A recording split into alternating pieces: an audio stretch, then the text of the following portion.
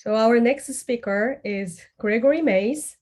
He's a research scientist at University of Texas at Austin. So Greg, if you are online, then please start sharing your screen, your slide with us. And people can go to this current session to ask questions on the Q&A tab. Also, don't forget to sign up for the chat session with today's speakers. There's a link to the sign up sheet. If someone can post it on the chat window, that would be great. Okay.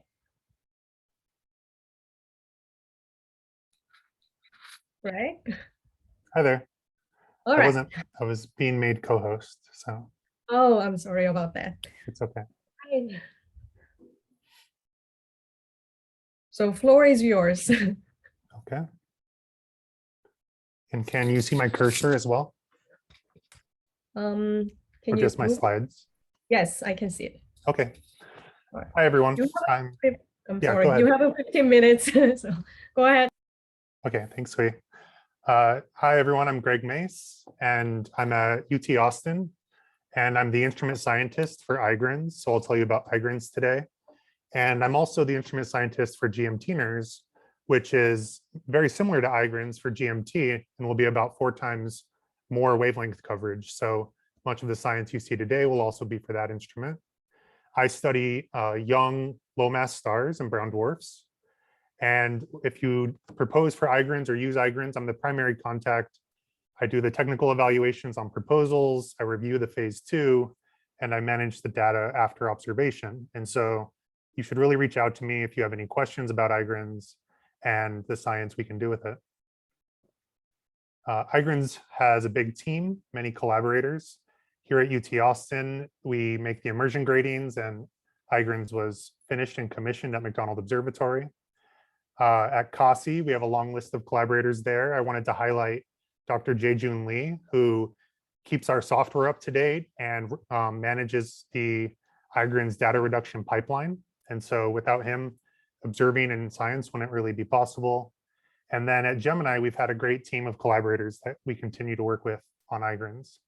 And I wanted to take a minute today to acknowledge all the Gemini observers at Gemini South who are put in the hard work, the long hours every night, observing our science target with IGRINS and the other instruments. So IGRINS is fairly compact. It's about the size of a big suitcase. And what makes it so compact is that we use these silicon immersion gratings made here at UT Austin. And we're able to observe the entire near-infrared H and K bands from 1.5 to 2.5 microns in a single high-resolution spectrum with R around 45,000. And it was built in a partnership between CASI in Korea and UT Austin here in Texas. So the immersion gratings themselves are unique because we use the structure of the silicon crystal to etch the grooves in the grating that we then coat. And because the index of refraction of silicon is 3.4 times what it is in vacuum, the light that is immersed in the immersion grating, it is dispersed at an angle 3.4 times larger than if it were just doing the reflection inside vacuum. And so for a much smaller spectrograph, we can get 3.4 times the dispersion and have this higher resolution without needing to build something 10 times bigger in volume. And so if you haven't interacted with IGRINS data yet, these are what the H and K band oscillograms look like. This is what the raw data would look like for a H2 region, where the different lines that are highlighted, that are the white lines, are tagged for their emission wavelengths. And the black lines are skyline residuals that have been subtracted from the science frames here. And comparing the IGRINS wavelength coverage to other high resolution near-infrared spectrographs, you see here that the upgraded CRI-RES covers about 1/4 to 1/3 of the wavelength coverage that IGRINS does. iShell on the IRTF covers about 1/5, And Keck near spec covers about half of the wavelengths that IGRINS does in a single shot. And so IGRINS is unique in that it has this very broad wavelength coverage in a single spectrum at high resolution. And after an observation is made, we take the raw data and we pipeline reduce it, and we distribute that to the observers right away. And these are the spectra that you get from IGRINS. So here are 35 different orders that come from the IGRINS spectrograph spanning the H and K band. There's more than 20,000 resolution elements. And these spectra are great for measuring abundances, radial velocities, rotational broadening. It's been used for many science cases, and you can see this full spectrum in my paper from 2018. A zoom in at the CO bandhead from that spectrum. Here I've combined 40 epochs to get to a signal to noise of 650. This plot does show uncertainties in red, and black is the spectrum of this target. And so very high signal to noise, high resolution spectroscopy are possible with IGRINS on Gemini. One of the reasons that we can do this science is that IGRINS itself has this fixed format and about half as many optical elements as CRIRES Plus and other similar spectrographs. And so the full spectrograph throughput through the atmosphere, through the telescope, all the way to the detector is about 6%. Whereas for Keck near spec, it's under 4%. And for CRIRES, it's less than 2%. And so we get this very high throughput at high resolution. And the no moving parts means that every time you observe a target with IGRINS, you're going to get the same science output to do your science with. Here's a short list of science cases that IGRINS has targeted at Gemini. But I'm going to call out some of our more recent successes. One estimate from Callie Hood in her 2020 paper is that IGRINS, they generalized near spec IGRINS and a TMT, GMT kind of instrument in that work. But here, this orange line would be the near spec Keck performance, a 10 meter, and the amount of time it would take to observe an exoplanet atmosphere. And then the amount of time it would take for IGRINS on an 8 meter, which is Gemini here. And the result is that in about half the exposure time, you can do the same science as with Keck near spec. And that's because when you have twice the wavelength coverage, you can get away with half the signal to noise and get the same exoplanet atmosphere detections. And so broad wavelength coverage is a very large, is a very important attribute of IGRINS and something that we get at Gemini. And a new result that has just been accepted by Nature is written up by Mike Line at ASU. And the result is that it's this precise carbon and oxygen abundance determination of a hot Jupiter. And so this gray plot down here shows a sequence of over 70 IGRINS spectra taken over 4 hours at Gemini South. And each of those spectra are then stacked in time series on top of each other to create this grid. And along each row is a spectrum. And along each column, they've detrended the data to remove atmosphere and the stellar component of this spectrum to actually get to the exoplanet detection. And so this yellow dashed line in panel B is the predicted trail that the planet would make in this cross correlation space. And the brightened area is the actual cross correlation peak occurring where the planet's predicted to be. And they get a very high signal to noise of 12.5 on the detection of the atmosphere from this exoplanet. And the results are that the C and O ratio, the C and O abundances that have been determined here are as precise as we can do for solar system bodies, but in this case, it's been done for an exoplanet atmosphere. And so the left panel here shows WASP 77AB compared to Jupiter and Saturn, Uranus and Neptune. And these abundances, they come out to be subsolar, but consistent with the star itself in the system. In the right panel, they show how these abundances are subsolar which is much lower than in our solar system. But they also show in the blue and green spots theory of what these atmospheric compositions should be. And so the green dots around the red and blue IGRINS measurements imply that most of the metals in this exoplanet are tied up in a core and not dissolved throughout the planet. And it also shows that these gray points are results doing very similar science with the Hubble Space Telescope, and how much more precise IGRINS can be because of its broad wavelength coverage and the high sensitivity attributed to it being on Gemini South.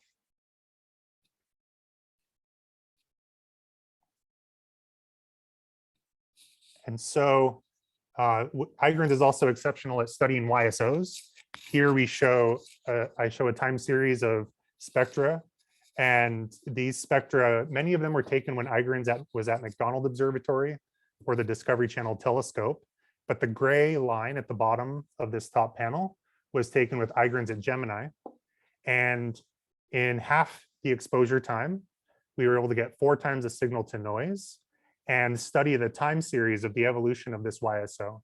And also this work was able to show that the absorption in this spectrum is due to the viscously heated disk and not from the photosphere of the YSO itself. So even though these lines appear to look like an M dwarf, at high resolution, you can see that the lines are boxy and actually due to Keplerian rotation in this target. So YSOs, exoplanets, solar system bodies, lots of stellar atmosphere work being done with IGRINS at Gemini. Here's a brief slide showing the future plans for IGRINS. It will be at Gemini South until 2022B at the earliest, and we might extend that until 2025B, and that's contingent on demand. So the more the community wants IGRINS at Gemini South, the more likely it is that we can stay there and keep doing all this great science. And we would like to upgrade IGRINS once IGRINS-2 has been built. And finally, data from IGRINS is proprietary for 12 months, like all Gemini observations. And then it goes onto the Gemini Science Archive. And currently, semesters 2018A and 2019B are on the archive. In between those dates, IGRINS was back in the US, but it's now there and data is being added to the archive all the time. So I'll briefly talk about IGRINS-2, which is going to go to Gemini North, and it should be delivered in 2023 and be part of the 2024B call for proposals. That's tentative, of course, depending on pandemics and travel of the team, but these are goals that are being met by the team at COSI right now. And there's a few upgrades that are being made to IGRINS, the IGRINS design, to make IGRINS-2. These are 2 different instruments. One will be at Gemini North. The other may continue to be at Gemini South, doing the same science that can be done at either location. So IGRINS-2 is being built primarily at COSI, and this is the Korean team doing that work. And they are doing the hard work now of rebuilding another IGRINS, and they'll be commissioning it at Gemini North in the coming years. At Gemini South, we have some key team members. Hui-Yoon Kim is the project manager and our moderator for this afternoon. And so these are all the names. My slides are available on the website, and so you can review these as you like, contact people as needed if you are interested in knowing more about IGRINS-2 going forward. The upgrades we'll be making is that, first of all, the IGRINS slit viewing camera is a little off center here due to an optical design problem that was initially discovered after the optics had been ordered and the instrument had been assembled. We can see the slit here in the center of the field of view, but this offset field of view makes it harder to acquire targets. And so with IGRINS-2, that field of view will be made into a full circle again. Target acquisition and pointing will be improved. To make that change possible, the optics after this fold mirror here in IGRINS, they all had to be shifted back and over by a few millimeters. So it doesn't change the full dimensions of IGRINS-2 relative to IGRINS, but it did require small changes to the optical layout. They will be improving the light tightness of IGRINS-2. And so we should be able to reach fainter targets without getting as much thermal background or reflected light on each of those arrays, which matters in the K-band especially. And lastly, the detector controller card, the JADE2 card, has been discontinued by Teledyne. The SAM card has also been discontinued by Teledyne. And so we need to use this new Mace controller. And this is one of the things that would be upgraded with IGRINS-1 to make it consistent with IGRINS-2. And this is probably the biggest change taking place, but something that we have a lot of support from the Mace manufacturer to make a success.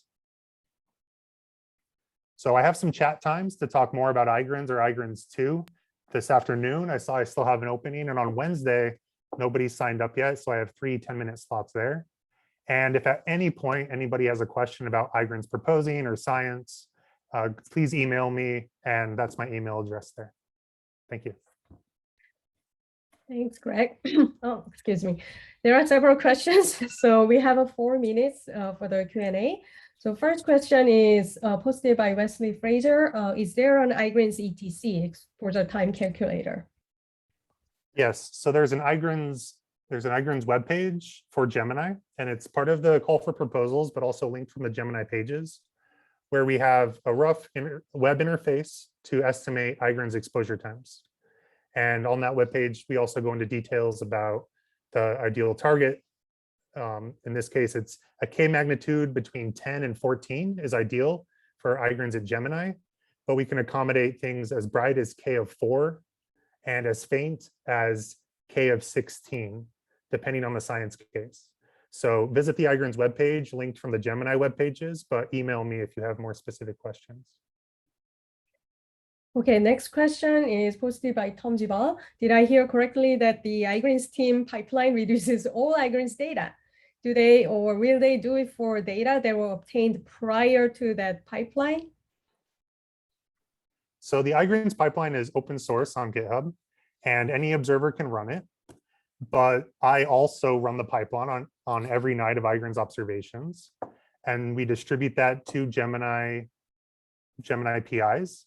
And if I have IGRINS data that you have from the past, I can distribute that to you as well. Here at UT Austin, we're working on an IGRINS archive that will have all the reduced spectra and will go public next summer. So in about 1 year, all the IGRINS reduced data minus the proprietary data should be available to the community. And in the meantime, you can email me with questions. One more question for you. Will the slit length for IGRINS-2 be the same as IGRINS-1? It will. And so at Gemini, that's about 5 arc seconds by 1/3 of an arc second.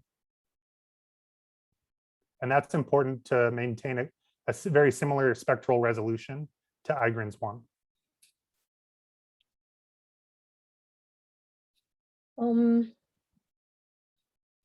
Okay, so last question by Joel. Will IGRINS-2 have increased throughput?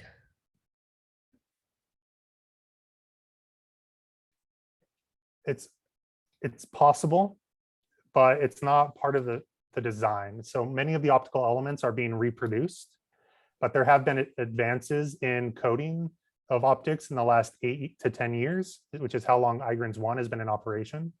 And so with these advances in coding and our ability to align the optics within IGRINS, there may be a small improvement in throughput, but right now the throughput of IGRINS is mostly dominated by the telescope observing conditions and being behind the 8 meter. So we get much less throughput when there's poor weather, and the slit losses can be very high when the seeing is very bad.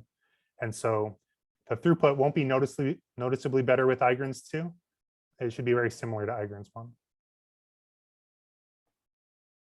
Okay, thank you. I don't see any new questions. Let me just refresh one last time, and we actually ran out of time. So Okay. Thanks again to Greg, and we're going to move on to the next session.